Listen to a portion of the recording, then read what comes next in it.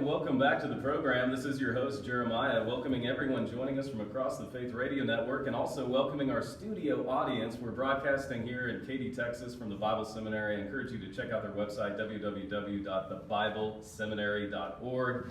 Friends, we have joining us today in our panel a illustrious group of individuals who are archaeologists, evidentialists, scholars, and historians. And if you're just joining us, this is the Jeremiah Johnston Show on Faith Radio Network. I want to introduce our guests.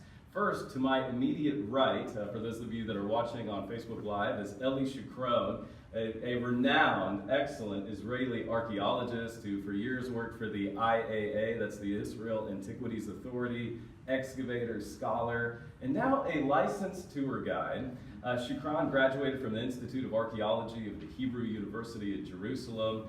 And as I said, what an experience, 25 years of working in excavations. And I do want to just give a plug for Mr. Shukron because he actually led our Houston Baptist University tour throughout Israel and did such a great job. I know they've requested you again for their next trip. So, Ellie, we look forward to discussing so much with you about his immense knowledge of the ancient Jewish history, the city of David, the Pool of Siloam, which you discovered.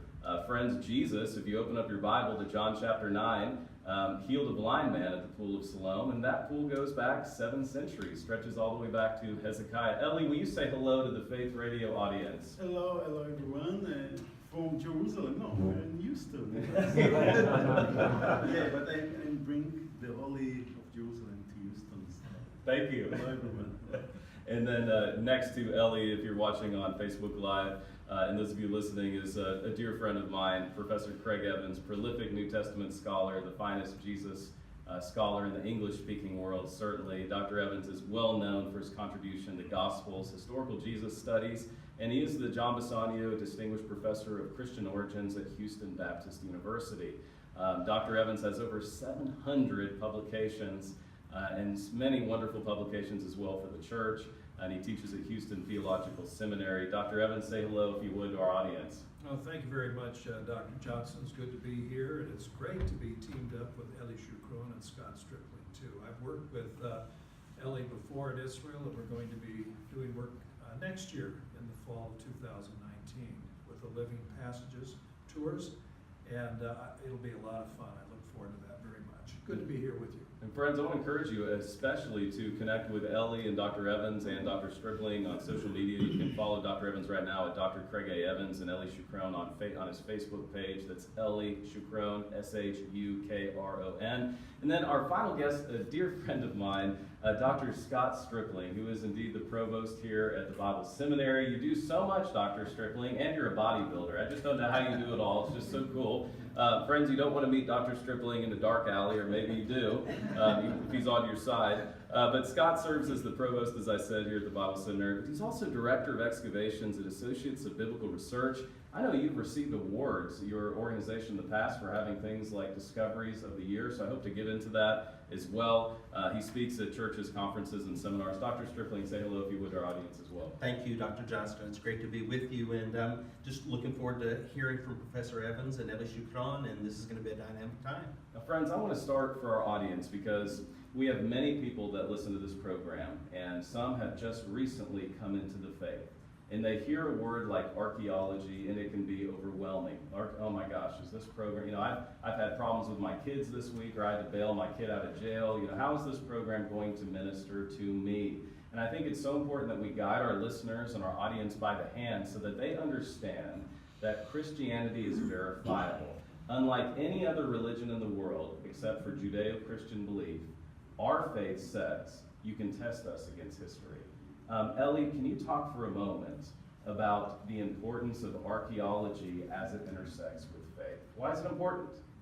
First, archaeologist is excavation, and you need to take the dirt, to move the dirt, to know where you are in the time. And of course, you know that you cannot prove everything that's written in the Bible, but doing excavation. I know it, I was there. And just to remind you, there's a lot of happening in the Bible that you cannot prove it. So when you're doing the excavation, you can prove a lot of detail, but not all the Bible. This from one side. The other side, I say, the Bible is written for the archaeology to prove it, because the Bible And when you found something that you can prove in the Bible, it's fantastic. Yes. And this is how we need to deal by the excavation and by the Bible, you know. Mhm. And for example, it's a very interesting story, and we already mentioned the Pool of Siloam. Yeah, And the Pool please. of Siloam, it's a very, very interesting story about that, because from the 5th century CE or AD, Queen of Dokia, she said, okay, I know where was the miracle with the blind man. She opened the Bible and she saw John number 9, and she said, oh, the Pool of Siloam was in one place. And then she built, it's at the end of the Hezekiah tunnel, there's some location, and she built a church there. And she said, this is the place, and the people came to this place. And of course, they're coming and praying and reading the Bible and all that kind of thing that they're doing when they're coming to a place that someone said that this is a holy place. And then in 2004, I was surprised because 2004, I was working in the Gihon Spring, the other side of the city of David, and then I heard that they want to build a pipe inside in this area. Well, no one knows that this area is going to be what's happening after we found it. But the bulldozer was walking there, and everyone, all the workers around, they want to put a pipe, you know, the dirt moving, and then I was there, and it was very interesting because I heard the bulldozer scratching the stone. I didn't saw nothing underground because, you know, bulldozer, it's every finger, 1 feet, and we were walking, taking the dirt out, and then I heard the sound of the stone. I said, okay, it must be something here. Wow. In 2004. Think about 5th century, 2004. And then I stop him, and then I say, okay, let's check. And then, you know, it's walking, you know, you in walking area. So the owner of all that books, oh, what you stopping me? You know, I want to continue walking to put the pipe. Let's go. You know. No, let's Hold check. on, You know. we have something here. We need to stop. You know, we need to stop. I heard something. Oh, what you hearing? You know, I'm hearing something. Oh, okay. What he did, he said if one of his walker and start to clean the dirt, and after a 3-inch, 4-inch, he said, oh, there's nothing. But you know, the finger of the bulldozer is 1 feet, not 3 inch. And then I said, okay, let me check. I said, this must be something here. So I cleaned it and I found 3 stairs. Hmm. So everything was stopping. Okay, let's check the area. So we started to check the area, and then I said, okay, because this area, it's in the valley. It's called the Terapon Valley, or the Central Valley in Jerusalem. It started in Damascus Gate all the way below the Temple Mount, all the way to the Kidron Valley. It's the end there, in this location. And I say, okay, how we can do the checking? We can do the checking from the north to the south. We're going to do the checking inside to the Libis area.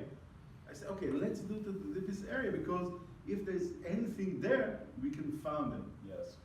And then 10 stairs, and then open it, and Amazing. then we understand, you know, it's very interesting because we're talking about evidence, we're talking about finding, and then we found the coins, then we found the ceramic, and then this is the place. So think about that way. From the 5th century till 2004, everyone going to the wrong place. Wow. And now it's just You were amazing, there. you know? And now they're going to the place. So today, if you are coming to Jerusalem to the Pool of Siloam, you can see a lot of people sitting there, opening the Bible in the right place and reading John chapter 9. So it's incredible. fantastic. Friends, you've been listening to Eli Shukron, who's right here and broadcasting live on the Jeremiah Johnston Show, all the way from Jerusalem. We're broadcasting from Houston, Texas, and you've just listened to the discovery of the Pool of Siloam from the very man who was there, who discovered it and excavated it. Eli, what a great thing. I know many people who are watching and listening have questions. We're going to be back in 90 seconds. And friends, I don't want you to change the station, because did you know that the CIA and biblical archaeology have a few things in common? We're going to discuss it. Stay with us.